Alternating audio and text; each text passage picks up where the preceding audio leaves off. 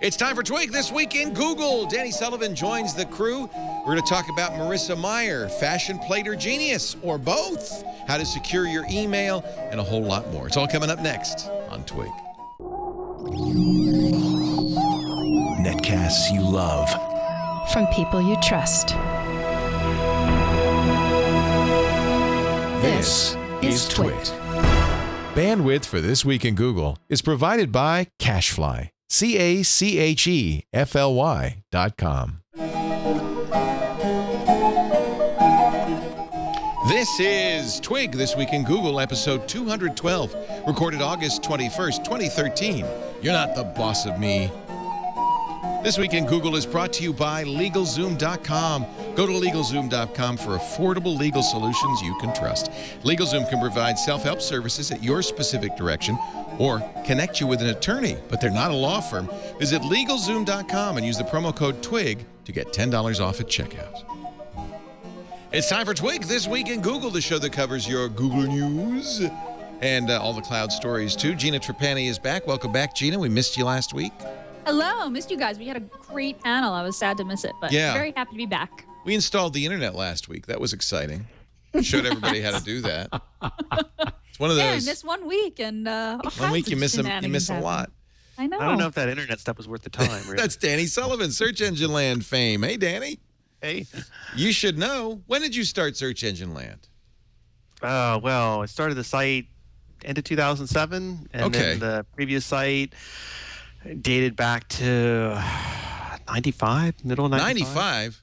Yeah. What was the original site about? Was it about Alta Vista? Alta Vista. The original site was called A Webmaster's Guide to Search Engines, because I wrote it to try to explain to webmasters how search engines interact with their websites. Brilliant. Pre-Google. Pre-Google. It was all pre-Alta Vista. It was all Magellan. Magellan. I remember that. It was all when Yahoo was big, and everybody thought Yahoo was the big thing that needed to be worried about. And Jeff Jarvis is here. How's your shoulder, Jeff? You fell down the stairs? Yeah, that's horrible. Oof. No, but I'm glad you're all right, or I hope you're all right. Fine. Yeah. I'm just in pain. But well, you won't be playing Wimbledon next year, but that's okay. No. Yeah. Well, good. I'm glad to have you all here. Actually, Danny told us just as we were starting the show, breaking news, Yahoo for the first time in 5 years, number one on the net. Is that right? It's crazy. Yeah. Crazy. So they've crazy. Every year ComScore comes out when they say these are the top sites or the top networks in the United States, and every year the list is always the same. There's hardly ever any changes that kind of go on with it. But this month it came out, and that turns out in July that Yahoo popped above Google to be the number one site network in the United States, and it's the first time since at least early 2008 since they've been there. God, that's amazing. 196 million unique users to Google's 192 million unique users, and that's not even counting Tumblr. ComScore hasn't integrated all the Tumblr numbers, so those are separate. And if you put those in there as well, then that would take Yahoo up to like about 235,000 users. Big gap between them and Google at that point. So it's always been back and forth, though. Yahoo, Google, hasn't it? I mean, Yahoo's not like coming up from number 12. They've been like number 2 for a really long time. So it's not like. And the other truth is, people don't go to Google for Google. Google doesn't emphasize having Google.com as a major site. True. Yeah, it has maps and has other things. Yahoo has been a content site, a destination site since the beginning, a portal. A portal turned destination. But they're about content, aren't they? I mean, really. Yes. So, but does that include mail? So would Gmail be a Google site? Would Yahoo Mail be? That should include any Google property and any Yahoo property. Okay. It doesn't matter that it's on Google.com versus YouTube. Like YouTube isn't broken out from the Google numbers. YouTube is included in it. But that's content. Wow. You watch. Yeah. In like a day or two, Google will probably say, well, if you factored in this thing over here, that thing over there, and so it'll be interesting to see, because Google really doesn't like. What about mobile, Danny? What emphasis? With people supposedly mobile's everything I'm seeing with the sites I work with, mobile's going nuts in the numbers. Is Yahoo doing anything in particular? They have a new weather app everybody was talking about, but is mobile a factor in this? I don't know. In fact, we're still trying to figure out what it is that might have popped it up. And the first thought was, well, maybe this is all the Tumblr numbers that have come in. But like I said, Tumblr's broken out on its own. So the gap has always been very close, but something happened that maybe moved Yahoo up. And it may be also that, what happens in the summer is that you get the people who aren't searching on Google as much. The students go back to school or are out of school and everything. So it could be that they were so close and Yahoo's had just enough of a gain that Google's just enough of a drop might have had an impact. So, yeah. Good on Marissa Mayer. That's huge. I'm sure there'll be some celebrations over at Yahoo. You bet. And she looks damn fine in a gown. Yeah. Can you believe all the attention? Let me ask Gina. She's a woman. Oh boy! Can you believe all the attention? I feel kind of bad. So Vogue did an article on Marissa Mayer. It's Vogue. Marissa Mayer's always loved fashion. We know that. That doesn't make her less of a brilliant person or an engineer or a CEO. They did I think, a great-looking picture of her in a designer dress with fabulous heels, upside down. And people say, oh, it overshadows the story. And I don't think so. Can't we live in a world where somebody can be interested in fashion and still be brilliant? Yes. We can. I do think that too much is made of her looks, but it's kind of like it's a unicorn thing. It's like you're just not used to seeing young female CEOs like in the position that she's in. And look, I think Meyer has a lot of control and a lot of say in the way that she's presented in the media. Yes. And I think that she accepts these interviews and photo shoots and does so full well knowing what they're going to turn out to be. And I think that she probably thought it was a good idea. She thought it was a good idea. I wouldn't be surprised if she had final say on what what photographs they finally publish. And I feel like if she's comfortable with that presentation, then that's cool. But I do think that a lot is made of her appearance. But I think it's human nature to react to something that looks different. It is kind of like the unicorn principle. And I think if you read the article, what is very impressive, and by the way, look at the other pictures. What is very impressive is that she held her own in a boys' club, Actually, this is CEOs Going Wild. This is the wrong slideshow. although, did they make a lot about Richard Branson dressed in drag as a stewardess? I don't know. Was that a big story? Yeah. Larry Ellison drinking the largest bottle of champagne I've ever seen. It's interesting. I read the Vogue article on Friday. And the link I had. Sorry, Danny. That's not a phrase I ever thought I'd hear on this show. Danny Sullivan says, "I read the Vogue article." I know you buy it for the articles, yes. But it's funny because I read so much on the internet. I don't tend to think of it this publication, that public. I know Vogue and everything, right? But I clicked on the link and I read the article, and it was only the article. There was no pictures or anything. So I actually had this weird experience where I went in, I read the article critically. That's it, right? So I read the article critically, and I'm actually going through the article. Is that right there? What do I think about this? What about that? And I thought overall it was a good piece or whatever. I didn't see the couch thing at all until yesterday, which, by the way, I recreated on Twitter myself because I have that couch. Oh, wow. Not exactly, but I have a couch with that kind of thing. So it's a few tweets back I did yesterday, and that is a really hard pose to hold. So somebody took Rupert Murdoch. I don't know how she did it because,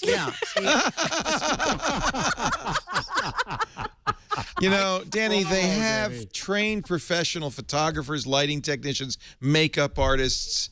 You can't duplicate that at home. And that's it. Let me tell you, my wife's like, no, you got to hold the iPad this way. And I'm like, oh. So, first of all, I thought it was a great picture, and it went with a great article. And, who cares what she wants to pose it or whatever. Okay. So who said this? Danny Sullivan and Marissa Mayer. I really like even numbers, and I like heavily divisible numbers. 12 is my lucky number. I just love how divisible it is. I don't like odd numbers, and I really don't like primes. When I turned 37, I put on a strong face, but I was not looking forward to 37. But 37 turned out to be a pretty amazing year, especially considering that 36 is divisible by 12. Wow. That's the lead in the Vogue piece. Wow. She may have regretted that particular quote. She's not regretting anything today, man. Je ne regrette rien. She is Coco Chanel for a day. No, I bet you it's intentional that Marissa Mayer is saying, just as she had her baby and took the job at CEO, that you can have everything and that women shouldn't be kept out of the boardroom or out of the fashion week. You can have it all. And I'm wearing heels from now on. I don't know if you saw it. Representations of women in leadership positions. I think that there are, women who play it kind of like one of the guys, and I think there are women who are like being sort of conventional, like have conventional female interests, fashion, whatever. I think it's great that she is, that she's being who she is, and that she's one representation of one way that you can be a woman in a leadership position. Exactly. So, I'm not into fashion, but rock on, Marissa. That's what I say. It's a I think postmodern feminism. I hope. And I think, role models for women in both technology and corporate leadership is important. However the story we quoted about a month ago of the woman who's high up in Google who dressed like a geek until she finally decided enough, right? Perfect. Yes. Yeah.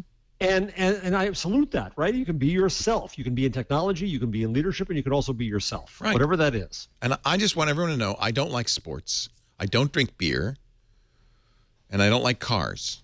So there. Because you're a queen. We established that you're a queen. I would love some blue suede pumps. Let's take a look. Anyway, congratulations. I think you could pretty clearly point to Marissa Mayer and say that the strategy is working at Yahoo with these numbers. I really think so. The numbers are incredible. Yeah. It's a little hard for me to believe. I just don't spend a lot of time at Yahoo, but I don't think that, and I don't think any of us do, but I don't think that we're representative of real people do. Yes. Real people do. Yep. I use Flickr. I log into Flickr pretty often, so I'm one of those numbers. Yep. It's good. All right. Well, that's fair. All right. Let's play some drums. Let's play some trumpets because, ladies and gentlemen, the time has come for the Google changelog. Gina Trapani has the latest new stuff at Google. YouTube for Android got a major update, a really nice kind of redesign in that card design that we're getting used to with Google Now and some of the more modern apps. The big feature that the YouTube update for Android got was this picture-in-picture feature where you can watch a video and you can minimize it to the bottom corner of the screen and continue searching for other videos while that video is still playing. That's cool. Really cool. So in-app kind of multitasking. I would have been really excited about that feature if the video played over any app, but it only works inside the YouTube app. So there you go. But definitely worth taking a look at. Really nice redesign there. Google Plus for Android also got a big update. First, the Messenger app that used to be in your app drawer alongside with Hangouts, that's gone. So it's just Hangouts now, so we're seeing that unification, continuing toward that unification in Hangouts. But there's a new app in your app drawer called G Plus Photos. If you tap on that, it will bring you directly to your photos on Google Plus. The ones that are getting kind of the awesome treatment, the ones that Google's automatically picking out highlights and creating the what's the word I'm looking for, the collages of best photos. Also, Google Plus for Android added Drive integration. So when you get the update, when you launch the app, it will prompt you and say, do you want to add all your photos and videos from Drive into Google Plus automatically? If you opt in and say yes, then all photos that are in Drive will also get the same treatment, the same kind of awesome treatment that your Google Plus photos get as well. So they'll get highlighted and auto-awesomed as well. Let's see. And other Google Plus news on the desktop. Google has added native translations to Google Plus. So if you post something on Google Plus and then someone posts a comment which is not in your native language, there will be a little translate link right there. So you click on the translate link and it'll automatically translate it into your. It's great. Native It works well. It's everywhere. They kind of took it away for a while and it's back, and I'm delighted. Yeah, it looks really nice. It's nice that you don't have to add another extension. That's just the desktop right now, but it's going to come to the mobile app soon as well. We were talking about this before the show. Google added a little reminder feature to Google Keep, which is the Android app that is a little reminder note-taking app. So if you add a note into Keep now, you can add a reminder to that note that is location specific. This is so cool. Yeah, this is cool. So, for example, if you create a note that's your grocery list, you can set a reminder for that note to alert you when you walk into your grocery store, or you can say by time as well. You can add a note that's take out the garbage and have it notify you, Google Now style, like say on Thursday night when your garbage is going out. To use the new reminder feature, you just tap on the Remind Me button at the bottom of any note, and you choose a type of reminder for time-based or location. And I presume it works with Google Now. You can, in Google Now, you could say, remind me to. I wonder if you can add a location tag, like remind me to buy eggs at Petaluma Market, and it would know that. I'll have to try it. Yeah, we'll have to try it. I don't think it's doing that yet. I think you can do remind me to, and it'll enter the note, but then I think you still have to go into the note and to add the location tags. Let me see. But that would be really cool. And doesn't seem to be that far. It looks like it is. It looks like it is, because this is I just dictated that to Now. Remind me to buy eggs at Petaluma Market. Got Petaluma Market address. It says Awesome. Set reminder. I think it does, in fact, add location data to that, which is, no kidding. That's amazing. Yeah. That's really cool. We'll find out. I'll go to the market, and if it reminds me to buy eggs, I'll know. That's really useful. Actually, I think I want to say iPhone's done that. It does, I believe, do that, but that's a nice feature. Yeah. Siri's reminders Siri will do does that. that. I believe Siri does do that. Yep. And finally, Google Maps and Waze are starting to swap data. In Google Maps, if there's been an incident reported through the Waze app, which Google recently required, I guess it was 3 months ago, you will see a little card that says, an accident happened here, and there's a line that says reported via the Waze app, which Chad's got up on screen right now. Likewise, Waze users are now seeing Google Street View images inside of Waze, which makes it easier for them to verify and report incidents. So really nice to see Google and Waze swapping data, making use of each other instead of shutting one down or one cannibalizing features from the other. Just really nice to see them folding in data from both products into the other. How long is it going to take for the antitrust investigation to be done? Because they haven't bought them yet. Oh, that's interesting. So they bought them, but it hasn't been approved. No, it hasn't. So this is just merely data sharing, and I wonder if there'll be tighter relationship once they do acquire it. In other words, maybe they'll even eliminate Waze and just put that capability into the maps. Right. So the ability to report from maps. Right. Mm-hmm. That's a good question, Jeff. I don't know. Good one. That's all I got today for the change log. That's the change log. Bum, bum, bum, bum, bum, bum. All right, ladies and gentlemen, it's time for our weekly bitch fest. And we have two bitches today. Calling a bitch? You're such a bitch. Jeff Jarvis and Danny Sullivan both a little perturbed about the Moto X. What's the deal? Danny, you want to start? Then I'll take it off. Well, so wind him up, Danny, and then we'll let him go. Hang on. So I don't have one of the review units, but I want to see how it works. They've got all this Google Now integration that apparently is there, and you can speak to it or whatever. So I'm going, wow, this is real serious search stuff or whatever. So I better get out there and order one. So I go to order it, and the first thing I'm wanting to do is just buy it, just plain. I don't need a contract. I've got like 3 different lines with AT&T. Like I need another line with them. Right? I already rotate phones in on it. So I'm reading up, and it's like, so first of all, the full price one is like $700, and I'm still kind of staggered. Like, why is it $700 when the Nexus 4 is like $300? But okay, it's a work thing. Whatever, suck it up. I just don't want the contract. And then it's like, even if you buy it off contract with AT&T, it's still SIM locked. And it's like, this is this revolutionary phone that I can have in wood with this thing that unlocks it and all this other stuff or whatever, and you're still only going to sell it to me with a SIM lock or whatever. So I was kind of like blown away by that. I was really annoyed. Well, I feel paralyzed. I'm going to get you. I know you're coming. I'm feeling like paralyzed because I'm like, well, why is there not a developer edition that I can at least get out now? Or, why can't I just buy it direct and have it unlocked with SIM or whatever? Why can't I buy it directly from Motorola? What the hell is wrong? And then after I post this out on Google Plus, people start going, oh yeah, and you should see what Jeff has to say. Same complaint, Jeff, or what? Well, no. Now here's what I did. So I signed up so that I could get I could win the gold ticket to go spend $700, $674 to be exact, on the phone, and I got to order early. So 9 a.m. Monday, I could go into the Moto Maker and make my phone. Like Danny, I didn't necessarily care about the color, but okay, navy blue with a nice little silver accent. It looked all right. So I go ahead, go through the whole thing. You're either AT&T customer, not an AT&T customer, or want to buy it off contract. Off contract. Click on that. Guess what it says? Asterisk 2-year contract.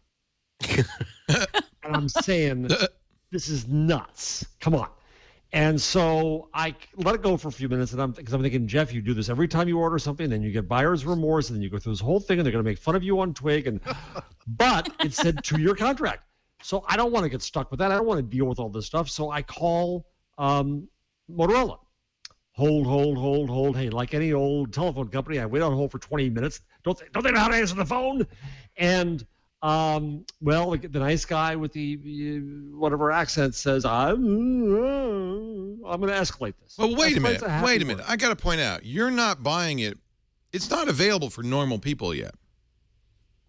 No, this was not a Twig special guy. This was. Hey, if you'd like a chance on Google Plus, I signed up. Right, but this is This is still. I mean, you can't. I just want people to know you can't go and buy it now. You can't go buy it now. No. And it may be that when you get Motorola support, they got no idea what this is. Well, no, they made a whole point. Are you calling about the Moto X? Press 1. Right. Right. This is Moto X support. This is a person that's devoted to Moto X. So it pulls up my account, pulls up everything. Oh, I don't know. Right. So. They escalate it. You're going to hear back. Okay, fine. That's step 1. Step 2, I'm thinking, I'm going to get this thing. What's going to be? Yeah. So meanwhile, I go on to Twitter, of course, bitch fest, and AT&T comes back and says, "Oh, can we help you?" Thank you very much. Very nice. Da, da, da. They haven't called back there yet either. So then I look at the terms of sale, which I snapshotted and put up online. You might want to go to the terms of sale, or you can go to my Twitter feed or my Google Plus feed, Chad, and find this. It says that you're verifying you're not a store. Okay, cool there. And then it says you may not resell the phone, and we're really serious about this, says Google. What? I can't resell it. I bought it. You can, of course, resell it. There's a first sale doctrine. I know. Right, but I think what they're trying to do is discourage scalping. But remember, this may not be what you see on the site when it's open to the public. You have early access. Well, but I have early access as a member of the public, not as a geek guy. No, but you understand that what they don't want is scalpers who have early access to get in there and buy a bunch of them and sell them on eBay. This may change. I don't know if it will, but it might change. You're not talking about a normal experience at this point yet. We don't know what it is. Well, that's because I'm involved, and it's not normal. You're doing well. This is why, by the way, I just want to say I never ever do these kinds of press promotions. You wait till it's for sale for real. You're not listening to me. It's not a press. No, I know it's quote open to the public. It's early adopters. Yeah. This is but it is not really open to the public. But anybody could sign up for it. Now they may have looked at me and said, "Oh, he's on Twig." Yes. But no. But if you go to AT&T, it says send me an email when it's available. It's not available yet. Well, actually, this is the thing that gets me wrapped up too. I left on vacation the day all the stuff happened on the 1st, right? So I've gone for 2 weeks, kind of come back. Now I'm catching up. And so the first thing I go to is this site called Google, and I type in Moto X, right, to find some information about it. And I get to the Moto X site, and I'm looking at it now, and it's not very clear about when it's coming out, what's happening, how do I get it, what are the options. I mean, I got all these glossy colors and design. So I did the notify me thing, which I'm pretty sure I did when it first came out, and I never got notified. I never got into that. It's not out yet, guys. But I don't know that. It's not out to the 23rd. It's Well, how do I Friday. know He's that? saying Could they find maybe that put information on on the the page site. available on the 23rd? You Doesn't say scroll it anywhere. down, you get down here, you keep going, and it's like it's gonna be available. At This the end is of what August, I don't September, understand, guys. This is what happens whenever there's a new phone. Well, it shouldn't happen that way. You know what? But this is what irritates me the most. It shouldn't happen that way, and it shouldn't happen that way from Google. From Google. But And that's the point. I is agree that with you. Motorola is not Google. They want to make it sound like they're Google, but they're still really old school in a lot of ways. And this is like an old school carrier, an old school handset maker, acting like an old school handset. I would wait till Friday before you start bitching about this, to be honest with you. We'll see. Well, I don't. But on Friday it's Well, not by like Friday it's they'll gonna probably change. fix these On things. Friday, I'm not going to. Yes, because that's when the mass public buys the damn You're thing. still no. You're still acting. This was a public thing. It was a public promotion, and just like you, I feel like I was getting used by Motorola. It was an early adopter promotion. And maybe they weren't clear, but what you're doing is you're buying it from AT. No. What? It was an open post on Google Plus to the world. It was. I follow it on Google Plus. You follow Moto X? Who do you follow? Yeah. Well, I think it's Moto X. I can't remember what it was. I can't remember what it was. I follow Motorola. So Moto X. here's what they was not didn't an do early right, adopter. which is make it very clear that if you want to buy it, you have to buy it from AT&T. That they're not selling it without AT&T at this point. You're buying an Yes, I know AT&T that. phone. Well, I know that, but not but with a that's the 2-year way contract phones when you pay work. $674. that's how it works. No, it's off contract, on contract. How could you be an off contract phone on contract? Okay, That obviously makes you've no not sense. bought a lot of phones, Jeff. So here's the deal. If you're due for an upgrade, it's $200. Are you due I for an wasn't- upgrade? No. That was an option. I did not do that option. I chose the specific option was off contract. That means you pay the full price. Fine. And Then you don't all give of the me a carriers, contract. no, but all, I understand, but all the carriers do this. That extends your contract.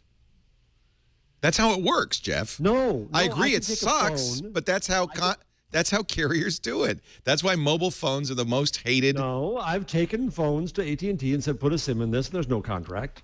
Put a SIM in this is different from buying it from AT&T.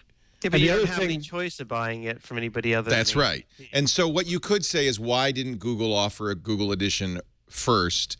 But I can tell you why. Same reason they didn't offer a customization for Verizon. They have promotional deals with the other but companies. If you contrast it with when I want to go buy the next iPhone, I can buy the full iPhone from AT&T, and it's not going to be locked. I'm pretty sure. No, regardless of it's what not going to be carrier locked I if you get it from Apple. It's locked if you get it from AT&T. Yeah, but if I pay full price for it. No, Why- there's no why- magic full price. The full price is what you pay unless you are due for an upgrade on your phone. No. I could have gotten $200 deal. No, I'm due, but I chose. The choice was off contract. Yeah, they should. The So how choice can they shouldn't put have you on been a less than. contract? Because you're They buying it listed it through as off AT&T. If what you think you're buying is like the Nexus 4, but it's not. Why would you? No, we're not Well, and communicating. I guess Because you're for me, buying it my from big- AT&T, not Motorola. but it my says bigger takeaway off from it. contract. My What does that bigger mean, takeaway then? really was they're coming out with this, hey, this is this new phone, this is this new way, this is a new revolution, it blah, blah, blah, blah, blah. And it's all blah. It's all same old, same old. Yeah, I agree. I mean, What was revolutionary was actually the Nexus 4. I've really come to appreciate that phone because Which when it I'm going to first hold came on out, to I mine. thought, there's no LTE, whatever. And I look at it and I think, wow, a $300 smartphone that's not locked that you can buy direct, and yeah, so you're only going to go between AT&T and T-Mobile, whatever, but still, And the rest of the world. yeah. so I understand the confusion here. If you buy a phone from Google like the Nexus 4 that is not locked to a carrier, it's not a carrier phone, there's of course no extension of your contract. It's truly off contract because it's off carrier. But if you buy a phone from AT&T, even if you pay the full price, it's under contract. You cannot call it an off-contract phone Well, and then put me on a contract. That might have been an error in nomenclature because it's confusing. No, the error is the error. No, off-contract is the proper thing. The error. So the long-term, the story is, I just said to heck with this. I was getting a bad taste in my mouth, and I don't want to get stuck having it go through 8 layers of Dante's hell with AT&T. The issue really would be, am I going to get a phone that has AT&T on logo on the back or not? Currently, I was going to. Right. Currently, you're going to get a phone with a carrier logo. Yes, If it's Friday, it'll be fine with AT&T. that. If it's the following week, it could be Verizon or AT&T. But that's what you're getting. I didn't get the end of the story. But I decide I'm not going to risk all this. So I'm just going to cancel this thing, and then I'll go to the store and get a black one, and who cares, right? So then I see the email that came afterwards. Oh, you have to cancel within an hour. Well, they didn't give me the answer within an hour. So I go another half hour on hold, and then that gets me nowhere. And then finally I get an email from a nice guy, nice Glenn. And Glenn does say, no, it shouldn't say on contract. Yeah, because that's confusing. The carriers, the carriers understand what that means. Contract. No. It's like unlimited bandwidth, Jeff. You're not listening. It should say off contract. It should not have the asterisk that says on a 2-year contract. That was a mistake. So there is no 2-year contract extension if you buy it. Yes. Oh, good. That's what the guy told me. Good. But I had to go through all this, right? So now I don't know if I'm getting it or not getting it or whatever. But I agree with Danny. What it really made me do again was appreciate my Nexus 4 and say, you know what? Yeah, I say I want LTE, but do I really notice the difference on my phone? I use that more on my machine and other things. This is a great thing. I think that I should be loyal and wait for the Nexus 5 if there is one. And that rumors are that there may be one. Yeah. In October. Yeah. This fall, yeah. Yeah, that was all my Google Plus commenters when I said, I don't know, usual indecisive that I am. What should I do? And they almost all said Nexus 5. Just wait for the Nexus 5. And I didn't listen to them because I had gadget addiction, and I went and did it. And then I knew you'd make fun of me on Twig. So there we go. You got hardcore Google fans and on Google Plus following you. Well, I'm glad you. So, are you Danny? getting it or not? You don't know. I don't know. What I'm going to do is I'm going to go to the store on Friday and see whether I fall in love with it or not. Now, back to Danny's question, it's SIM locked, but if you have paid out your contract, Yeah, AT&T will unlock it. AT&T's policy is to unlock it. They say their policy is to unlock it even if you haven't paid out your contract, as long as you're in good standing. Standing right. I just Because you need to be able to take it to Europe or something. Yeah, exactly. So you say, hey, I'm going to Europe. Could you unlock this? And they look at your bill. Yeah, you paid up. Good. We'll unlock it. They don't have to do that, but I think it's good that they do that. So I couldn't buy an off-contract one from AT&T, not having an AT&T contract at all, and then Not they yet. wouldn't unlock the SIM, and No. I couldn't bring it to T-Mobile then. No. But you'd have to have a contract. That's why it's confusing. Oh, you I can't buy a hadn't thought phone of unless that. you have a contract with AT&T. Yeah. And it's good that AT&T didn't extend your contract. Carriers frequently will for that's why Any excuse. I wouldn't be surprised if they did. Well, my problem is that if they muck with my contract, that was an M, not a You F. didn't want that. I understand that. Yeah. Well, no, the problem is I have a grandfathered unlimited data, so I never want to mess with the contract. Right. Yeah, I mean, I'll give you an example of the crazy loopholes. If you go to Verizon and you're due for an upgrade, if you pay the full price, they'll keep your unlimited data. If you use the upgrade price, they'll use that as an excuse to kill your unlimited data. Yes. So exactly. There's a wonderful man named Hugo in the audience who just got his Moto 5 and is very excited, who works for AT&T. And when I had this problem once, he was nice enough to go into the store It's very to restore confusing. my unlimited. Yeah, that is good. So the idea, I mean, and you will be able to do this. The problem is everybody's in a hurry, but you will be able to do everything you want. They plan to put it on not only on every carrier, but to offer unlocked, carrier locked versions. Is that on Friday as well? Do we know that? I don't think so. Well, I don't know, but my guess is no, because the carriers announced the dates. You know, that wasn't announced by Motorola or Google. That's up to the carriers when they're going to announce it. That's why there isn't one date. And at some point, I'm sure in the next month or two, there's this interlocking dependency between Motorola and the carriers. They wanted it on every carrier. They actually didn't get T-Mobile. Sprint still hasn't announced a date. Right. Doesn't Apple announce their dates? Apple hasn't even announced that there's a new phone. Well, Thing is, but I when can they do have- announce there's a new phone, I mean, doesn't it come out in the Apple Store and the carrier stores kind of Yes. at the same time? Yeah. Or is that Apple's just because they've done so this many unusual years? because they have so much leverage. Apple tells you what's going to be. They tell the carriers, and that's unheard of. And in fact, I think Motorola did a lot of strong arming with the carriers because there's only 2 AT&T apps on this phone, for instance. But I think that they obviously, they had, in order to do that, they had to say, okay, you'll have the exclusive on the Moto Maker and blah, blah, blah. Now, when does the wood? But I don't get what Wood's I not mean, announced yet.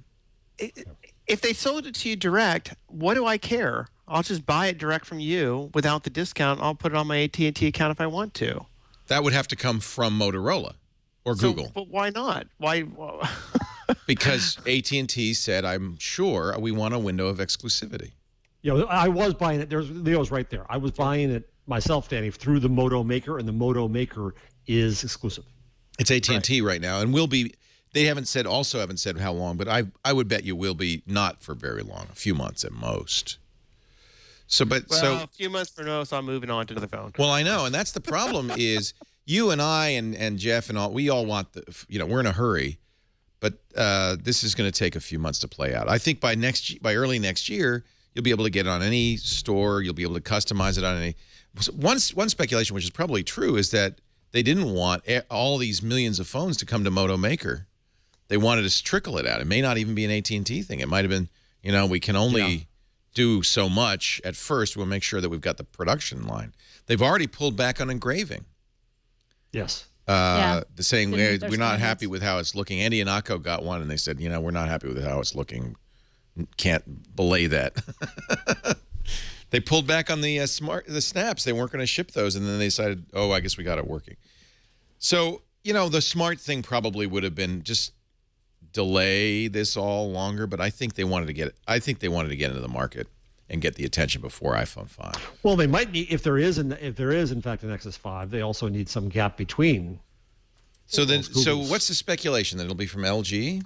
There's LG and Motorola speculation, both. I don't think it'll be LG because LG just did the last one. They usually rotate them around. See, I think the Moto X is the closest thing to a Nexus 4 that's on the market. It's very similar. It's a no-brainer to just take the Moto X and say, this is the Nexus 5 Google edition, whatever, right? Right.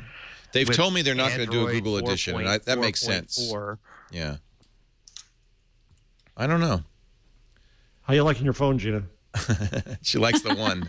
She likes the one. I like the one a lot. I like the one a lot. She's nice and calm, Gina. She waits. She patiently thinks it through. And all we girly boys over here are just going to the store to buy the new shoes when they're there.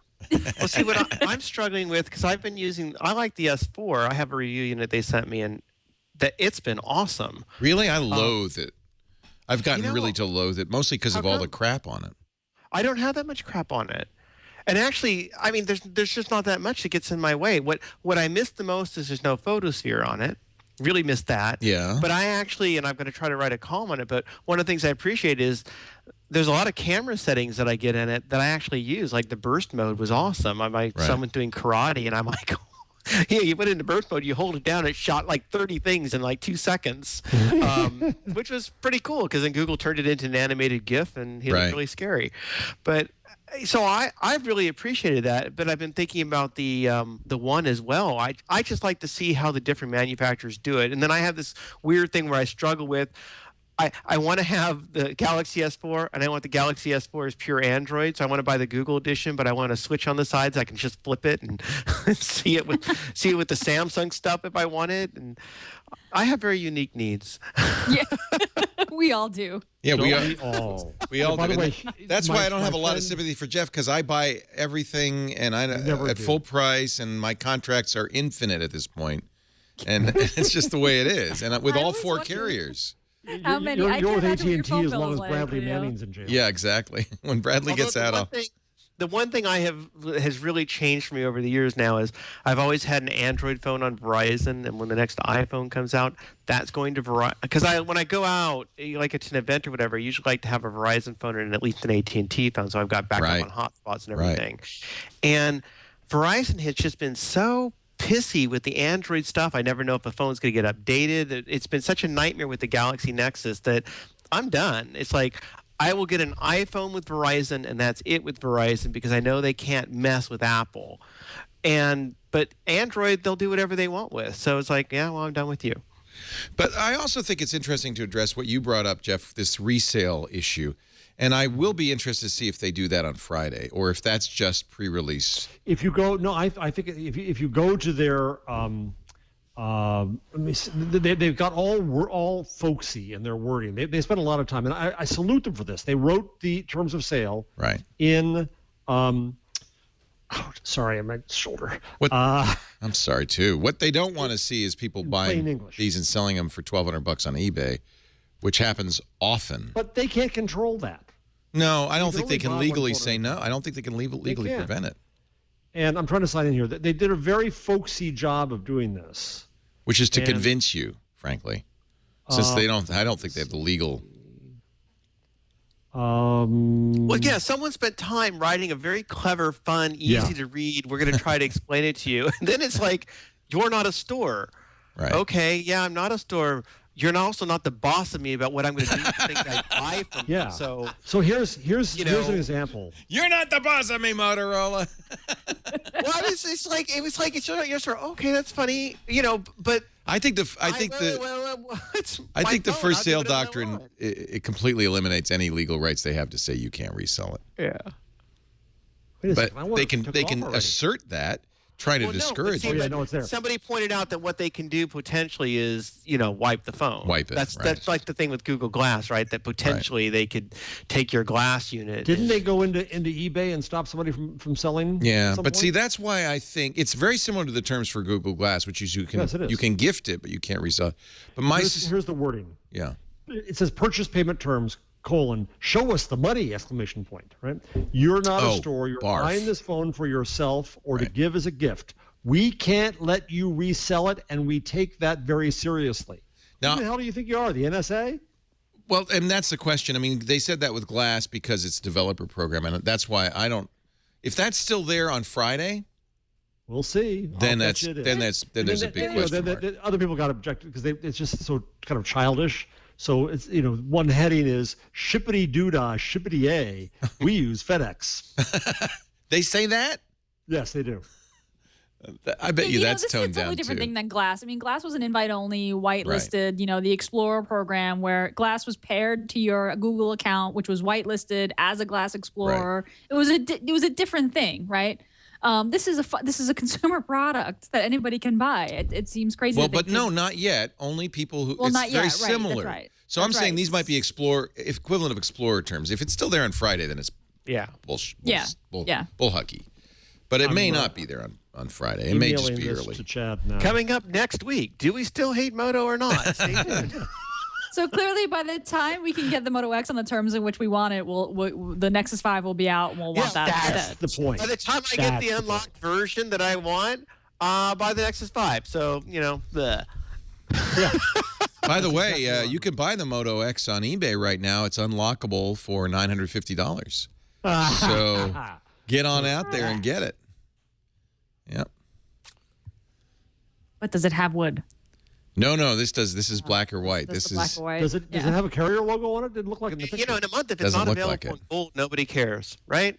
right. So yeah, I can't wait to get a gold iPhone. That's going to make this whole thing moot. Oh, yeah. That's like getting bling on your teeth. I know. A grill. I want a grill. Yeah. Here's a phone for you can get for a mere what was it, $695. We should give them a little plug. 10 hours left to buy the Ubuntu Edge. They're raising money on Indiegogo to make a phone that is dual boot, Android or Ubuntu, and can run a computer, 4 gigs of RAM, 128 gigs storage. However, they say that they can only make this if they can raise $32 million on Indiegogo. They've raised $12.4 million to date. They only have 10 hours left. I'm thinking they're not going to make it. But maybe if every one of you, each and every one of you, listening to this show, claps your hands 3 times and say, I do believe in Ubuntu. I do believe in Ubuntu. It'll happen. One of the most successful crowdfunding campaigns, one of the highest grossing crowdfunding campaigns ever, And they it's won't still not get enough. a cent of that 12.4 million because they set it up so that they wouldn't get any of the money if they didn't get all of it. It's amazing that they raised 12 million. I mean that's amazing, but 12 million ain't 32 million. 32 million's a lot. Maybe they It's a should have lot, linked it to but Veronica they're Mars. manufacturing a phone, a premium phone, Right. and they want to do it right. What is, let me just open my calculator. I could probably ask Google now this. What is 32 million divided by 695? That would tell us roughly how many phones they need. They say, we need to sell this many phones. You're not doing it by voice? No, I should, but I'm. So they need, By the way, actually, you Matt know what? cuts- It's only 46,000 phones. So let's say that 6,000 goes to overhead. They're only saying if we can't sell 40,000, we won't do it. Demand. That seems fair, but it's a lot of money. That's the greatest market research you could do. Right.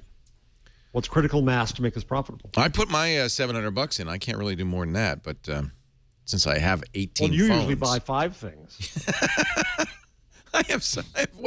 I am now in a bad situation where I have more active phones than I've ever had before, and it's not good. How many? It's not How good. How many? I have 2 HTC Ones. I have a Moto X. I lent my Galaxy S4 to IAS. I have a Nexus 4, and then and an iPhone 5. Yeah, but you need all those because you need to accessorize. If I go to Apple, I want to take the iPhone. If I want to go to Google, I need to have a Nexus 4. That's true. When I go up to Microsoft, then I've got the 8X or whatever. And that's why the Facebook phone was so great, because I'd always get mixed up over what the hell I was supposed to carry there. And then they came out with the one. To me, it's sole purpose or whatever is the first. So, the next time I head up there, I'll dust off the first, and then I'll be ready to go. And Google Voice routes them all everywhere, so it's awesome. Well, thank God for Google Voice. Except I hit the 5 phone. I have put one in. It's like a 5-phone limit. You can't have 6 lines. I'm like, what? 5-phone limit. So we don't normally talk about iPhones, but I think it's worth bringing this up because this could make a big difference in the world. I have now heard it from enough sources that I believe it that there is going to be, in fact, a fingerprint reader on the next iPhone, the iPhone 5S. How did that change? If it's accurate and reliable, that could be a huge deal. I was just talking about how I don't have a PIN code. I know we've talked about it here on the show, and I know, Leo, you told me that I should. I don't have a PIN lock on my phone because I pick up my phone 20 to 30 times a day, and the amount of time that I would spend swiping to unlock it. See, that's a reason for the Moto X, and I hope that this feature makes it to other phones.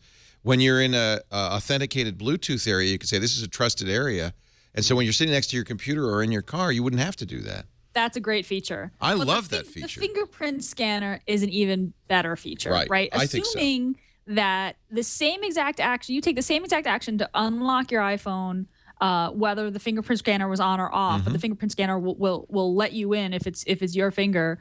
That to me, when you look at the different security measures, and I'm sure you talked about this with Steve a lot, PGP and two-step auth.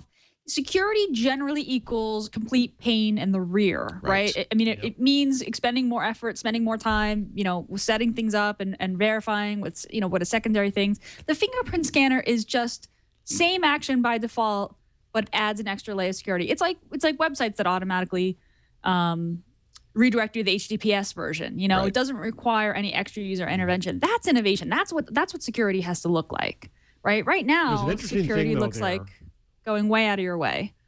If you're David Miranda, Glenn Greenwald's, the Guardian reporter Glenn Greenwald's husband, and you're in Heathrow for 9 hours, and they make you give them the password, right, for his accounts, do they make you put your finger on the phone? They'd have to. Did they make him give the passwords? By the way, I know they seized it. Not to the thumb drives, but they went trolling around his calendar. Could he have reasonably said no? What is the crime? They just kept saying, you don't cooperate, you're going to jail, and he had no lawyer and no contact. It's so horrible. It's so horrendous. This is awful. Because we're talking a journalist, not even a journalist, the husband of a journalist. Right, there's no spousal privilege there. One thing you could say is that he has been helping Glenn. He's been doing work for The Guardian. He was doing a journalistic, but all the more so. He was either way. It's appalling. If they go after him as Glenn's husband, then that's pure harassment. And if they go after him when he's on a journalistic task, that's harassment of journalism too. Either way, they're wrong. It's appalling. Well, they were wrong in the first place because there's no reasonable suspicion that he's a terrorist. That's right. Which is what they. Well, that too. Well, the other great, but this ties into, now that we're in this, ties into the phenomenal story of GCHQ up to number 10 Downing Street destroying the computers at the Guardian. And as if that stops anything. Well, Alan Rusbridge has been very clear. They told them, this will do nothing. We still have it's other copies. It's punitive. But it was punitive. It was harassment. Now, the one argument they could possibly make is, well, if it's in the UK, we don't want any Chinese spies getting it on our turf, so we just don't want this stuff here, right? And that's the closest you can come to legitimate. But this ridiculous scene where they destroyed them in the basement with the spooks watching on. And so I tweeted, Russ put up a picture of the computers, and I tweeted that this should be an exhibit in the museum in Washington for, this is what prior restraint looks like, folks. And the museum said, yes! And Russ just said yes. So these things are probably two museums. One part of it's going to go to the museum in Washington, and that's the artifact of what they did. But in both cases, there's material they already have. So what are they going to do if they harass David Miranda, and if they did manage to break into the key, what are they going to find? The documents that are already theirs. The same with the Guardian stuff. It's pure harassment theater.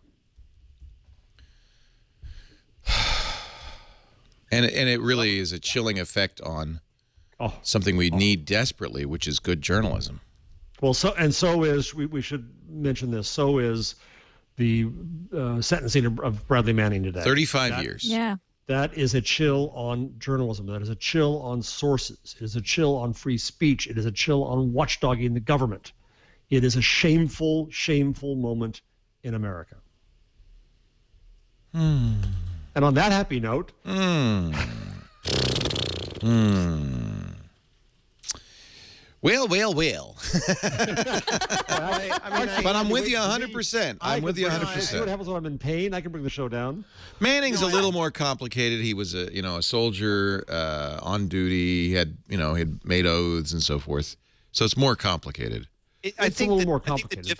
I think the difficulty we're running in, I agree with Leo, it's like, we have stuff that we want secret. There are some things we would like to have protected. You don't want someone, for example, going through and deciding that, hey, I'm going to steal everybody's birth dates and social security numbers and put it out there because that's secret, right? I mean, there's stuff that we do try to protect, and there are people who are given access to material and agree to have that thing. And I think the balance you're trying to find is, at what point does the obligation you agree to protect information become outweighed by the obligation to correct even worse illegalities that are happening because of the information being shown. And what I'm finding most disturbing is now that we're not seeing any kind of a push towards saying, you know what, we're having these whistleblowing things happening because there are bad things that require them to be happening. What are we going to do to get that balance right? Yes. The Obama administration right now just seems to, they keep saying stuff like about Snowden, like, well, he's not a dissident. He's not a whistleblower. It's like, yeah, actually, he's matching those criteria That's exactly very well. What he is. And so, and you're not putting yourself into a position of saying, what do we do to make and accommodate this kind of situation so that if people feel like something is really going bad, first of all, they can get it corrected without having to go to the media. And then secondly, if they do go to the media, they have some alternative to say, you know what, I know that you want to put me up for 100 trillion years worth of I'm going to go to prison or whatever, but my argument is under federal whistleblower laws, I actually have a protection and a legal obligation or a right or whatever to step forward and say no. In the same way that we had laws that came after Nuremberg to say that, you don't just follow orders. You don't just do things if something's wrong. And that is a tough balancing act. And right now I don't see anything that's coming on the U.S. side of saying we're going to get the balancing act better. I see them occasionally saying, well, we should have more oversight of our secret courts. Maybe we don't need to have the secret courts, or No, I'm with you, and of course the president in his press conference a couple of weeks ago said that there are internal whistleblowing procedures that people like Snowden or Manning could have used, but I have no. He was wrong, Leo. He said that Snowden was protected under that, but contractors were not. Yeah, that was wrong. Yeah, and even if he would have been, I'm not sure I would have had the confidence that would go to Dianne Feinstein. Yeah, that's going to get you very far. Yeah, exactly. And by the way, that's the bizarre thing I'm finding on this also too. Is like, I voted for Obama, I voted for Feinstein, and now I feel like he might as well have been from the party I didn't for whatever.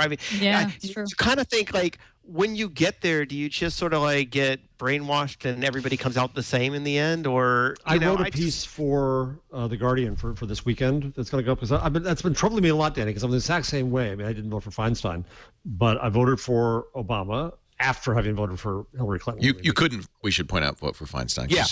She ran in California. California, Yeah. right? And in fact, she's the reason I left California. But that's a whole other story. Really? Seriously. Oh yes. Oh yeah. What? Oh, I want to hear that yes. one. I'll tell you that in a second. All right.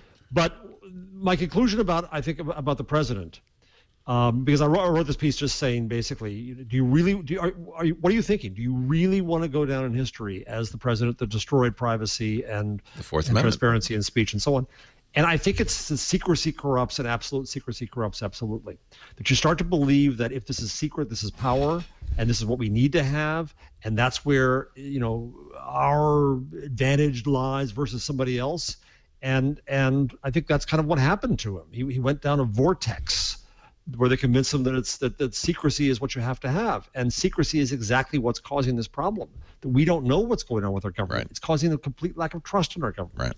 Well, that also leads to like, what was it, the Lava Soft? Who's the guy with the email thing? LavaBit And software. it's like Yeah. the idea that he has to shut it down and then say, I can't even tell you what it was I was served with. Well, And now they've being under But risk. that just seems so fundamentally wrong. I mean, that goes back to the fundamentals of why we have a constitution that says you're going to be served with writs of why you're going to be accused. You're not going to. The idea that you can say is, I've been accused of something, but I can't tell you because it's a secret. It's gotten worse because Ladar Levinson, the feds are now threatening him with prosecution for shutting down his service.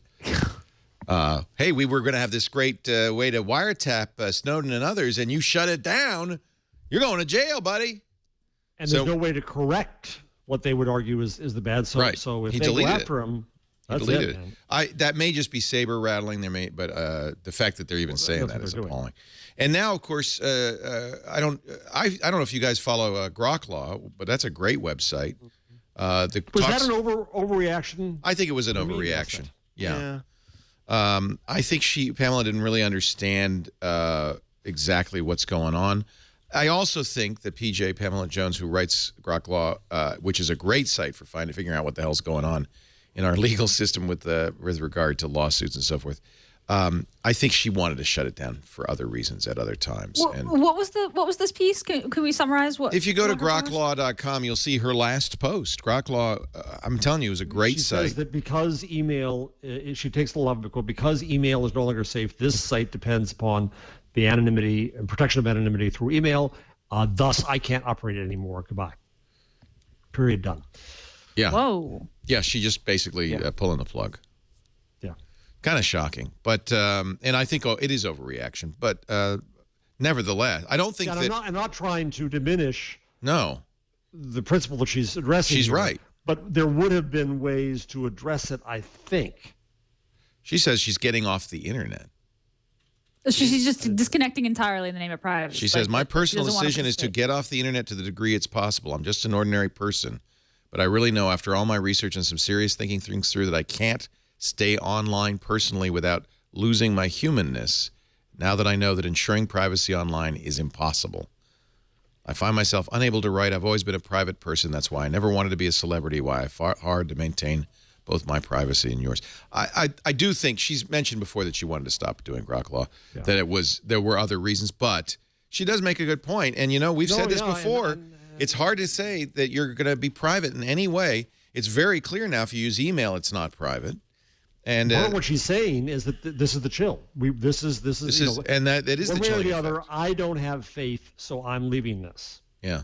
Hey, I have there's been another- looking and will continue to look at ways to do this show outside of the United States. Should it get much worse? Because it's not safe to be doing what we're would you doing go? right. If it becomes unsafe, and it could, for us to do what we're doing right now, that's time to leave. Where would you go? I don't know. Iceland. Maybe Iceland. That's where everybody else seems to want to go. I'm thinking a boat. If we go to Iceland, can we get Bjork on? Yeah. We can get Bjork on anyway. Yeah. Cool. I'm thinking a boat. I'm thinking a pirate radio offshore and international I waters. like that image. Yeah. And I've been inquiring into the issue is the internet, and I've been inquiring, and we're making great progress. If the Google Loon project just moves forward, we'll be set. Of course, a boat can Yeah, be. just get a few loon balloons to follow us. Yeah, exactly. The truth is, Here's another. you're kind of screwed no matter what. There's nowhere in the world to go. That's true. unfortunately. That's true. So There's why another don't you email. like Dianne Feinstein? Why do you hate her so much that you left California? that was not it. No. She drove me out. So Personally? I was a columnist on. Wow. Yeah, I was a columnist on the. And you're not talking in her Chevy Impala. You're saying No. like a dog drives I'll it. make it really quick. I got a one-way I ticket to New York for you. I'm still getting the tar and the feathers off of me. This is not my real beard. It's just Really? feathers. So I was a columnist in the Examiner, and I covered Feinstein. And I think that, for example, I covered when Moscone and Milk were assassinated. I covered her ascension, and I praised her regularly. But occasionally, I would criticize her. Right, that's what I did. Well, she went. If you were either on her side or against her, this is her activities these days are true to that character. It's very George Bush. You're with us or against us. And if you ever dared criticize her for anything, that reset the relationship, and you were the enemy. And she and her husband went after Reg Murphy, the publisher of the paper at the time, and made my life really difficult. And I finally just said, screw it, went to New York and found a job. You're kidding. Wow. No, this is all true. And so I came back and I announced my resignation, and we rented out a Burger King for my farewell party. I did that. And those junk mail guys. There wasn't Chipotle at that time. There wasn't there yet. We didn't know. Yeah. And there wasn't internet either. And so my last day was on a Friday, and that Monday, Reg Murphy announced his resignation, and a wag on the city desk said, well, Jarvis, once he got rid of you, he could go. His job done. Yeah. Wow. Yeah, Dick Blum is a very well-known developer and a real estate investor in San Francisco who wields a lot of power. That's Dianne Feinstein's husband. And between the two of them, you'd be hard-pressed to find a more powerful couple in the state of California. Life turned out fine. I went on and did greater things. That makes me sad. Otherwise, I'd be on a dying newspaper now, so I'm happy. Makes me sad. Yeah. All right. Well, here's some good news. One more email thing while we're quick on this. There's a bit of a kerfuffle going on right now because the New York Times announced that they were switching their to Gmail. Yeah.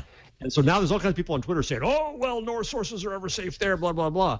But you can still encrypt stuff through Gmail, right? So Yes. it's not really and the metadata is already at risk no matter what service you use, including LavaBit. So that's what you cannot. Yeah, LavaBit never was secure because in order for email to be transported over the public internet, it cannot be encrypted by the email sending server.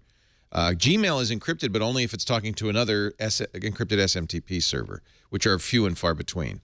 So in order for me to send somebody email a LavaBit, the chances are that email, unless I take further steps, is unencrypted. So even, LavaBit wasn't secure. It just stored it securely, but they had the keys, so the government could ask for the keys. And it's our suspicion that what happened was Ladar Levinson was asked for not access to the database or somebody's key, but an ongoing exchange of all keys, so the government had full access to LavaBit. And it would make a great honeypot because LavaBit says, hey, it's secure, it's private. Meanwhile, the government has full access to it. So I think that's what not only that, it's recommended by Edward Snowden. It's used by Edward Snowden. Right. What better could use? So the way to do it is use PGP or open. I use OpenPGP. I use PGP. In fact, if you're on a Mac or a PC, it's very easy to install. GPG4, the number 4 WIN for Windows, and GPG Tools for Mac. Install it. Make a key. Put your key in a public place where people can download it. That's what I do. Mine's at leoville.com. Then people can send you private email. Once you get their keys, you can send them private email. And I plan on encrypting all mail to anybody whose key I have from now on, just to mess with the NSA. And it stays that way through the whole process. Nobody can get it except you and your private key, unless, of course, they hold you at Heathrow and demand your passphrase. So what this means is that every single reporter on Earth should be publishing their public key. Absolutely. So that if a whistleblower wants to come to them, they can send them private email. Now, so that's what we should all be doing. Now, what you should also do is create a, the problem is the metadata also has to be unencrypted. Otherwise, there's no visible address. So you should also probably, if you're a whistleblower, create a email account somewhere where you don't have to give them a credit card number or any personally identifying information. You should use Tor or some other IP hiding system. I mean, there's ways to do it. It's hard. But if you're a whistleblower, it's worth it. Yeah. All right. Thank you for that. And we have there's a Know How episode, Know How 50, where we show you how to use PGP. Yes, which is very good. Yeah. It was the first thing that explained it to me easy. after I was getting Yeah. the geeks going nuts. It was very clear. And I use it, and you should look at leoville.com. You'll see I post my key. You also post it to the public servers because then people could look up Jeff Jarvis and say, oh, here's his key, and they can encrypt to you. And you have to use a client. You can use the Gmail web client. You'd have to use a client. You can if you use Mailvelope, which is a plugin for Gmail that will Mailvelope, right. And or you can encrypt outside of your email client, then cut and paste it in the email client. It's absolutely data then. Yep. Gotcha. Yep. Very easy to do. I have Mailvelope. Mailvelope's fine. There's some Darren Kitchen at Hack5 has done a couple of stories on how insecure it is. It's not insecure. He's wrong. Oh, good. Okay, good. That's good to hear. Thank you, Leo, for that. Yeah. You just saved journalism. Well, I've had a PGP key since 1997. I've been pushing this since 1997. Nobody's ever done it. Maybe now people will. Yeah, because your point that if everybody does it, then it's not a big deal. Yeah. But if only certain people do it, then they're like sort of automatically. If you're in the New York Times and all of a sudden you're receiving a lot of encrypted email from somebody. Yeah, that's going to raise some. And the NSA has said, by the way, that they save all encrypted emails. So you are, in fact, saying save me. That's why Great. I'm going to start encrypting all my spam. Yeah. Enjoy. Yeah. You might not be aware that search engines are very important if you switch links. Would you like to link to me? No, if you read, and if the NSA manages in some distant future to decrypt my email, they're going to be very disappointed. Yeah. It's very trivial. Google ready to buy its way into the NFL. I hope Peter Kafka's right, writing for All Things D. Fascinating. Google is, according to rumors? According to sources, Larry Page, along with Robert Kinsel at YouTube, have met with a delegation from the NFL, led by NFL Commissioner Roger Goodell. According to these sources, the Sunday ticket package was among the topics. This was the TV rights for NFL Sunday Ticket. It's an all-you-can-eat subscription TV service. It's currently owned by DirecTV. Wouldn't you love that on your Chromecast? No, I don't like the NFL. I would buy it. I know I'm a queen and everything, but $150 a year, no problem. No problem. And it's one of the things that keeps people from cord cutting, frankly. Yeah, well, it'd be nice. Sports, right? It'd be nice if they offered it because then DirecTV wouldn't keep trying to put it on my bill. Yeah. Hey, we're going to give it to you for 4 months free, and then I'm like, all right, whatever. And then they bill. I'm like, yeah, I don't want that. I didn't want it in the first place. So Google declined to comment. NFL hasn't responded to Peter Kafka's story, and it's a chat. And NFL's meeting with other companies as well. It's something they do this every year. We should mention the rights. DirecTV pays $1 billion a year for those rights. Oh.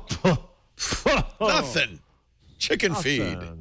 Chicken feed. Google's got that on their couch cushions. It wouldn't merely be to promote the idea of internet television, et cetera, et cetera. Remember, Google's business is an ad business, and there's no ads more valuable than NFL ads.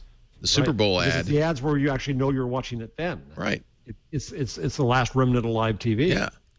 And given that an average NFL game has 11 minutes of action buried in 3 hours of ads, gives you some idea now, of Leo, this is interesting too. Imagine if the game is embedded in a player, what you could do with advertising. Oh, yeah. That's right. So much more, right? Yeah. And that's a pitch Google could make to the NFL. We'll give you $1 billion and a cut. How about? And because we can target the advertising to the individual viewer, we can multiply the value of the advertising. So really, it's worth much more to Google than it is to DirecTV. They could maybe even offer to double. Who knows? Who knows? I don't know. I like it. Let's take a break. When we come back, we're going to talk more about Maps, YouTube. We can even talk about Facebook if you feel like it. Twitter. And Bitcoin. But first, a word from LegalZoom.com. LegalZoom is not a law firm. You might think from the name LegalZoom, it sounds like a very, very, very high-speed law firm zooming down the highway of life. But in fact, it's a way of empowering you, the consumer, to do a lot of the legal work you need to do without paying big legal fees. They provide self-help services at your specific direction. August, which is rapidly coming to a close, is National Make-A-Will Month. I can't. It's like backup. It's one of those things where I can't believe people aren't, might be intestate. Sounds painful. Do not be intestate. You need your testates. Go to LegalZoom right now, and you'll get 15% off your last will. But this offer ends soon, or you can get a living trust and receive a pour-over will absolutely free. You need to use our offer code TWIG to get this deal. If you're doing other legal work, LLCs, incorporation, trademark, patent applications, you can do that at LegalZoom as well. And if you use the offer code TWIG, you'll take $10 off of those. So really, LegalZoom is fabulous. And this is something they've added since I used them to incorporate Twit. They now have the LegalZoom legal plan. State-by-state attorneys that you can trust for pre-negotiated, very affordable fixed rates to give you the answers you need. You can look at the reviews, unedited, the profiles, find out more about that attorney, and choose the one that's right for you. You don't have to do this, but that's just one more feature from LegalZoom. To save money and time on your will for National Make-A-Will Month or your power of attorney, do you have a health care power of attorney? That is an important thing to do. Make yourself a health care power of attorney right here. Or to get self-help services at your specific direction or speak to a legal plan attorney to get your questions answered, to get ongoing advice, visit LegalZoom.com and use the offer code TWIG to get a special deal, $10 off at checkout or 15% off your last will. LegalZoom.com, offer code TWIG. Germany says Bitcoin is private money subject to capital gains tax. This was just a matter of time. Yeah. What else? The new tweets per second record has been set by an old Japanese manga movie, and it's live airing in Japan. Danny, you have anything to say about this? 143,000 tweets in 1 second. I guess my reaction was kind of like, okay, great. I don't need any more posts about how you managed to do it. I'm just glad that you're doing it. We don't have to worry about it anymore. Yeah, we haven't seen the fail whale. When's the last time you saw a fail whale? It was like, what I do want to know on a regular basis is when someone sets a new record. I think that's fascinating. And I suppose there's some people want to know how it's all architected, but whether it's Facebook or Google or whatever, and we managed it, it's like, yeah, we just kind of figured you should be able to do that.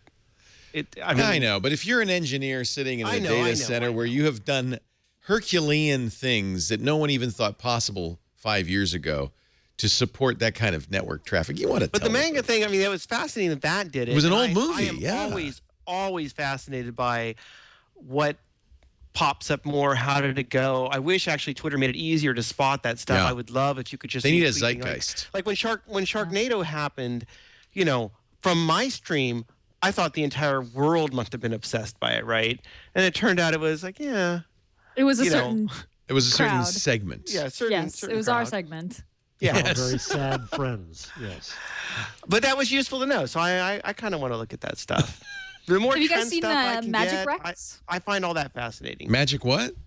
Magic Rex? I think it's, let me see. Oh, yeah. What's that? Magic Rex? Magic Rec. And magic, like the word magic, followed by REC. I just tweeted that earlier today because it's been awesome. Yeah, it's a Twitter handle. And so when you follow it, it's a Twitter experiment. And when you follow it, it DMs you when a bunch of your friends follow a new person or a bunch of your friends are talking about a particular news story. So, and it's really good. I followed it a few weeks ago, and it's definitely pointed me toward new stuff that I'm interested in, and it's based on what your friends are doing. Oh, Magic Rex as in recommendations. Yes. Real-time Magic recommendations. Rex. All right, so I follow them, and then what happens? And then so now you just kind of wait, and they will send you a direct message, because when you follow them, they follow you, and then they'll send you a direct message. So if a bunch of my friends today follow Drew Barrymore, right? She just joined Twitter. So I got a DM from Magic Rex that said, hey, this person, all people who I follow just followed Drew Barrymore. Oh, so it's like who to follow. It's like who to follow, but it's way better. It's way Twitter's better. is worthless. Yeah, it's kind of worthless. And then I'll also give you links as well, right, Danny? If more than a few of your friends tweet a link to something, it'll DM that to you.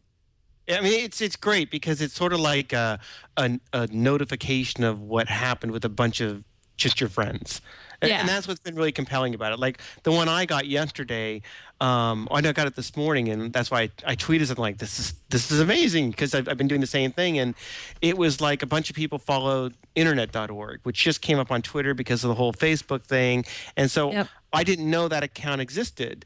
So when I saw it, I was like, but other people I followed did suddenly discover it, and so same thing. Like I discovered a bunch of people followed Bored Elon Musk. Yes, I got that one too. Did you?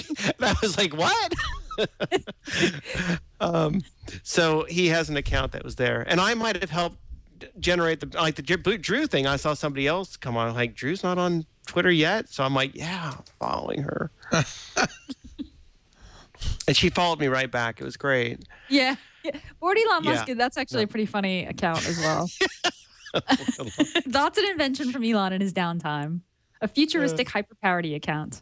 But yeah, Magic Rex is pretty cool. So Leo, you'll start to get DMs. Something has to happen, like a few of your I friends. haven't gotten any yet. Yeah. So but you'll see when you get them, you'll be like, oh, this is actually useful. I think this show is better than that. I've already gotten 2 people to follow: Bored Elon Musk and Direct Rex. So there. And Drew. Magic Rex. And Drew. No, I'm not going to follow Drew Barrymore. Sorry. You got to follow Drew. She was very concerned that she was late to the party. Oh, no, just a little, Drew. I don't follow celebrities because they don't tweet for themselves. They're using Who Say and special tweeters. Oh, some of them are great to watch, and you watch them.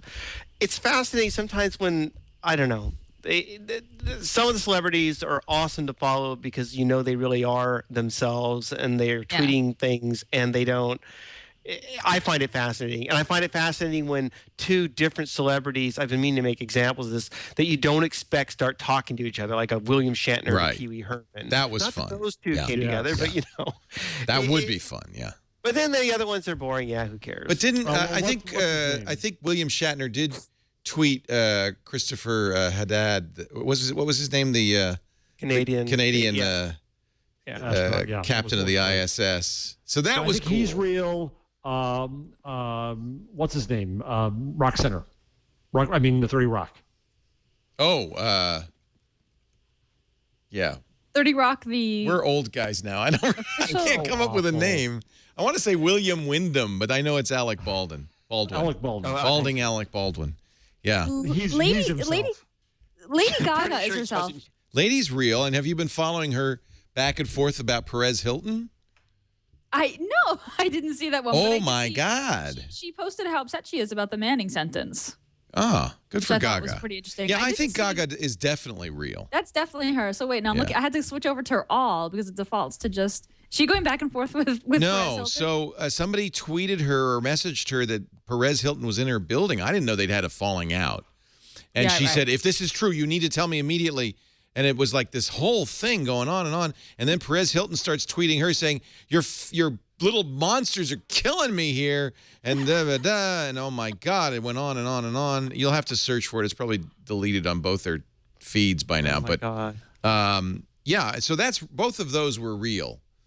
Those were not publicists. I hope not. Right. Unlike Dr. Phil, who one of his producers tweeted. Oh, that was did you see this? They tweeted something like, is it rape if you're drunk or yeah. Actually, they didn't say that. They said, is it okay to have sex with somebody who is drunk? Which actually, I understand what he's asking. Yeah, right. But the little bitches on Twitter just went crazy with that. Everyone went nuts, and he issued an apology saying that it was not him, it was one of his producers. But you know what? He should say, this is legitimate. Is it consent if somebody is non-compos mentis? That's a legitimate question to ask. I don't think there's a problem with that. He was hoisted by the 140 characters, that's all. Yeah. And I think this is a very typical Twitter storm. We got to come up with a name.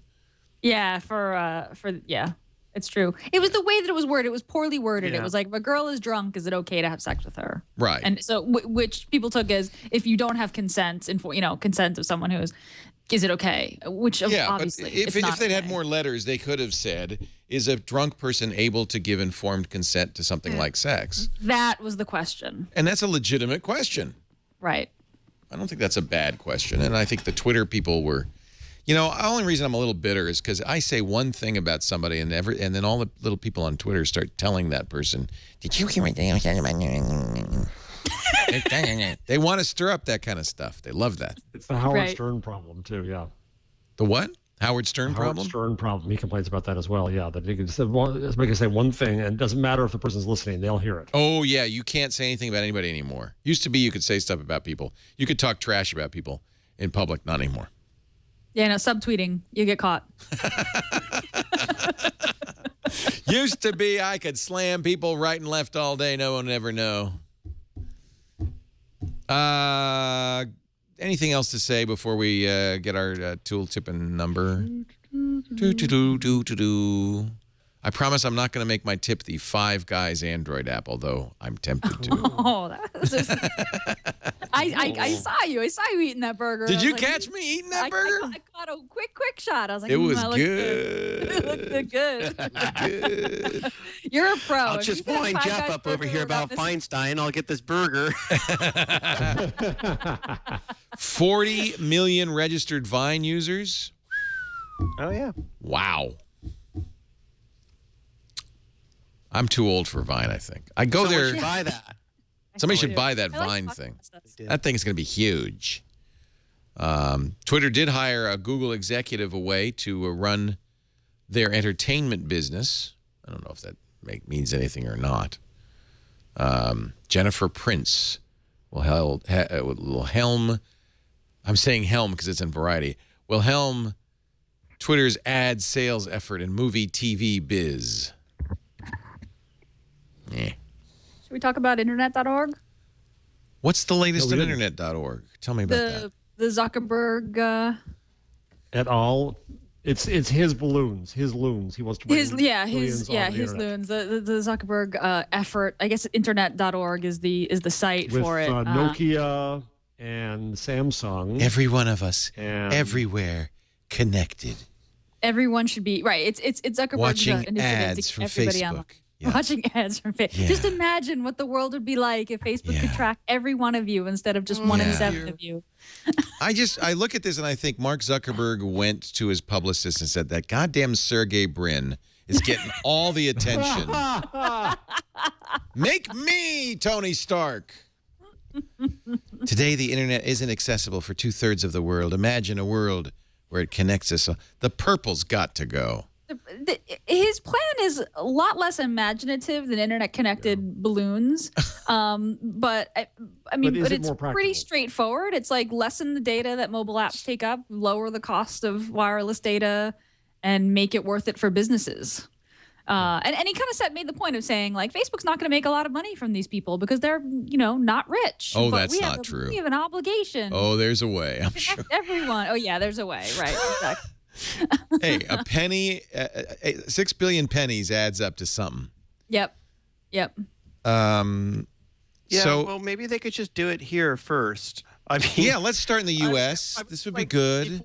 Wire up another San Francisco park. Could I get one other broadband provider in Newport Beach? Because we're fairly urban. We could use some other options out here other than our cable network. It's ridiculous. I can't get there's like no alternatives. So yeah, I'm frustrated. I don't need to have Kansas have any more options. They have more options than I probably do. I'm frustrated. So it's a coalition with all the wireless carriers. We locked into this giant thing that cost me this huge contract forever and ever, and they keep upping it. And you're on a smartphone, so we have to add another $10 onto that because as if anybody's not using a smartphone now. And let's add in the other thing here, whatever. So hey, Mark and Google, if you guys are so able to change the world, do you think you could change it right here in the United States? Because you seem pretty powerless and unable to do that. Having said that, yeah, I think it would be great if more people had internet access. Yeah. And then Times article quotes Bill Gates, who says, I don't know if getting internet access to the poorest people in the world is really important. He says when a kid gets diarrhea, there's no website that relieves that. That's such a bogus argument. It says that the whole world can concentrate on only one problem, right. the Bill's problem, and anything else is then offensive because it doesn't deal with that. He's right though. That getting drinking water and good health care and of course out there is is important. This is not. It's not a zero-sum game. Yeah, but let's look at Africa and India. These are incredibly developing economies, where there's huge growth of middle class. For them, it's not necessarily about water and diarrhea. It's also about economic opportunity. It's also about education. It's about information. It's about informed societies. Those are also good goals to have. Yeah, and Bill's doing very good work, and I support the work he's doing. Wonderful things. And Mark and Sergey can do some stuff too. It wouldn't hurt. Yeah. Yeah, and I live in California. My kid had diarrhea. I Googled it. I mean, the internet can help. It does work. The internet. It amazes me how much I've Googled things about infant care in the first 10 months of my daughter's life. I was watching YouTube videos on how to sponge bathe a newborn her first week. You know what happens, by the way, when you do that? So Henry, my son, who's now going to college, we mentioned that, and just turned 18. He got the selective service thing. I figured, well, there's probably laws. The school has to reveal that. Then he got a razor from Gillette, and he said, "How did Gillette know how to send me a razor?" And I said, "Well, probably the hospital sold your baby records, and they've been keeping track for 18 years." Well, the kind of marketing that goes on college campuses is really insane. And just or maybe they've bought it from the college, or maybe I Googled a few too many times razor burn. I mean, who knows, right? Yeah. But so that information's out there, and it does yield some interesting results. But it is good. The web is good, no matter what you say. Because of all that porn. It's all for porn. Or unless you want to be totally anonymous and private. Yeah. Let us get from Gina Trapani a tip of some kind. Our tip of the week. The latest stable version of Chrome version 29, has a new little setting I thought caught my eye. It was a little interesting because sometimes I go a little extension crazy in Chrome. Yes. But if you go into settings and then advanced settings, there's a new button which will reset Chrome basically to its original state. Ooh. Yeah, it'll restore power Chrome wash. back to it won't affect your bookmarks, your saved passwords, or your history, but it will delete. It will disable all your extensions. It will unpin tabs. It will also reset your home page and your new tab page and your search engine. It'll clear things up. It'll give you that new car smell in Chrome. So to use it, if you're interested in doing it, and actually I just did it on this machine because I like to keep this machine relatively clean. You can go to the hamburger icon and in the top right on Chrome and go to settings, advanced settings, and then there's a reset browser settings button, and that'll just clean everything up, disable all your extensions, get everything back to kind of factory settings without messing with your bookmarks, your history, or your saved passwords. A nice way to reset the browser if you've gone too extension crazy, or things have gotten slow, or you just kind of want to something's gotten wonky and you just want to reset it back to the default without deleting everything. There you go. Jeff Jarvis, your number of the week. Well, so I'm going to go back to my downer topic, of course, of the NSA and all that. And I just saw finally the government released the FISA decision from 2011 that said that much of what was being done was illegal. And Christopher Segoyan, is that a correct pronunciation? Yeah, Sal Segoyan's brother, Christopher, yeah. The ACLU's CTO, I believe is his title. Yeah. One tweet that just came up because they're digging through this. On page 71, it says that 91% of internet communications acquired by NSA via Section 702 are direct from internet service providers, not backbone taps. Yeah. So your ISP ain't your friend. Nope. They're your neighborhood spot. I've been saying this for years. People worry so much about Google. There's one guy who sees everything before Google does. That's your ISP. Not just everything you do on Google, everything you do everywhere. And that hasn't come out. There's been no discussion of the ISPs at all, and there needs to be. Well, we have discussed it quite a bit, and yes, in fact, yes. Oh yes. Of course, remember Carnivore? Yeah, Steve. But in general, remember we talked about Carnivore when the FBI was trying to put a box in all internet service providers that would save 18 months worth of data. That's pretty much being done now under a different name. And we also talk about my good friend Dane Jasper, who runs SonicNet, which is an independent internet service provider, which has for years fought this and refuses to do that. And they're the exception that proves the rule as far as I'm concerned. That's the only one we're hearing from. The other great thing you had on the network, I think it was this last week, Father Robert showed a tap for fiber. Yeah. And how you can do that. It showed the physical tap and how you do it. So easy. Fascinating. Easy. Easy peasy. Danny, did you want to share a tip or anything? A tool? A number? What do you like, man? What do you like?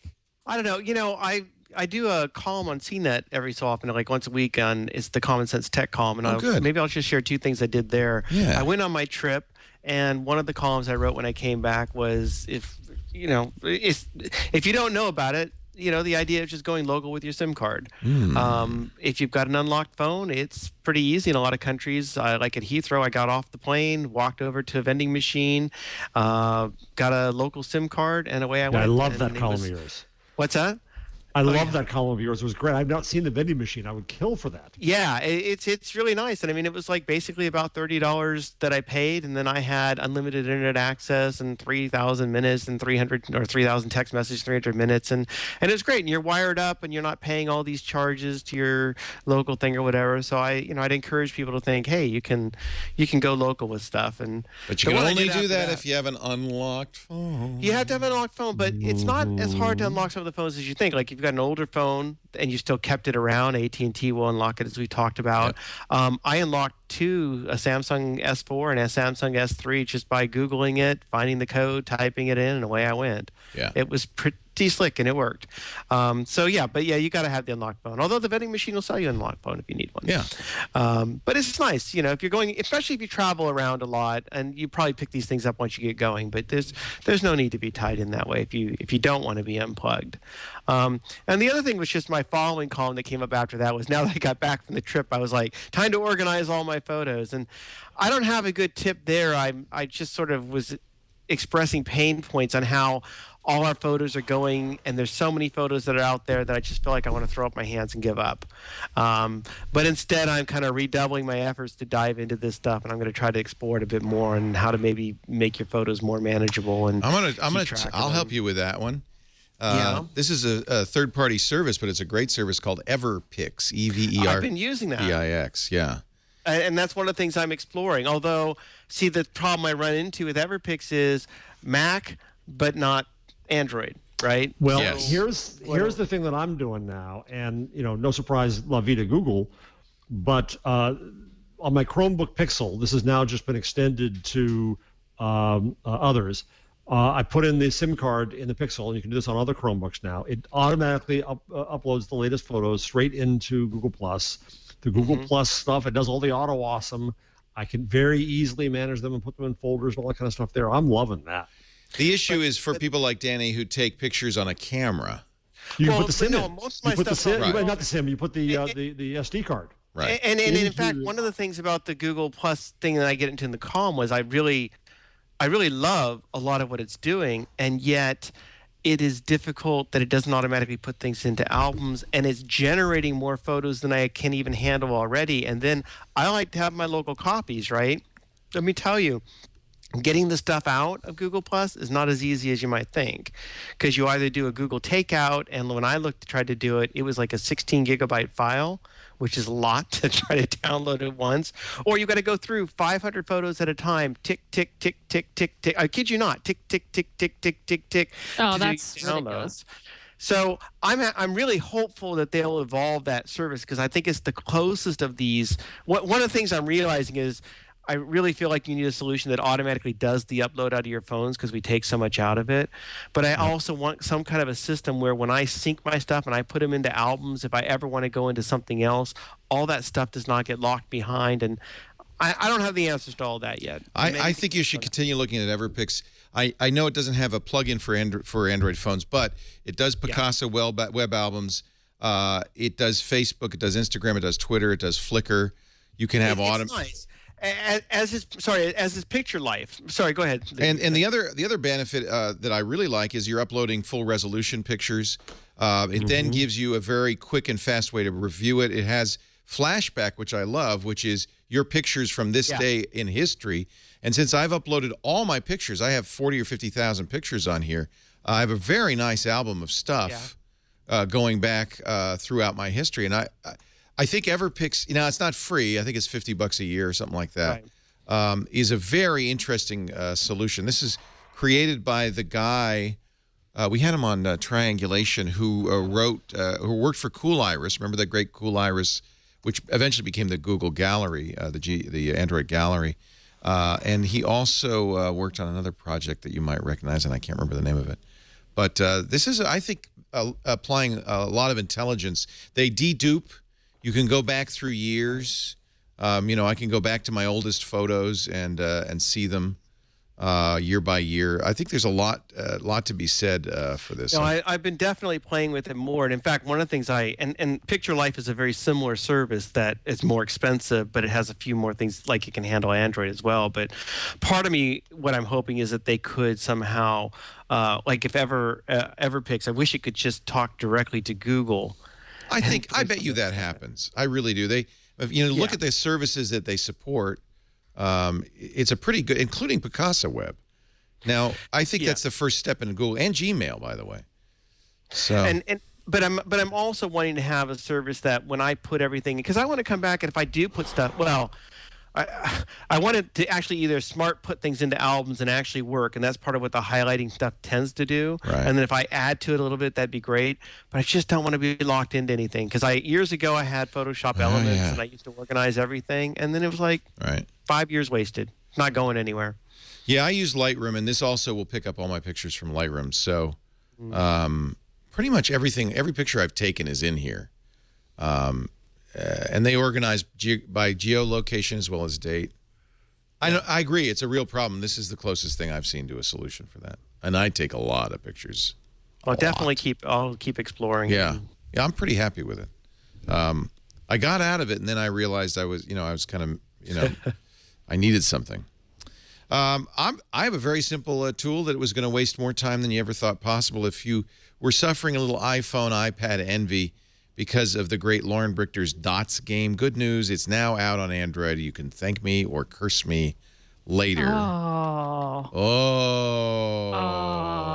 One of the most... Seriously? Yeah. Dots.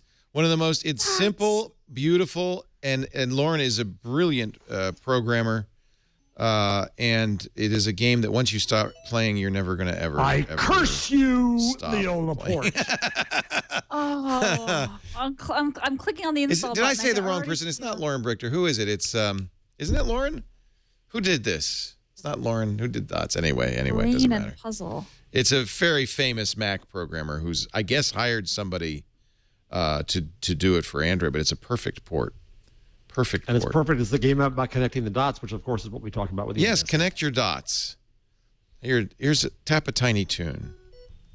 It's a BetaWorks. Is it BetaWorks? I don't know. I think it might be. Didn't BetaWorks, did they acquire it? Or? Yes, I think so. All right. Anyway, because I've heard people curse BetaWorks over this. Yes. This is one of those things where I was like, don't really work on a device that has Game Center every day. It's bejeweled, but with some really nice additional things that make it super, super fun. And it's a perfect casual game because you can play it for, it's just quick and easy and no stress. And no candy. No candy. It's better if you're on a Candy Crush, get off the Candy Crush and start playing Dots. And it makes a nice sound. I actually really am pleased to see what a perfect port it is. Letterpress was Lauren's game. BetaWorks, okay. Yeah, I was thinking of Letterpress was Lauren Brichter. BetaWorks for this one.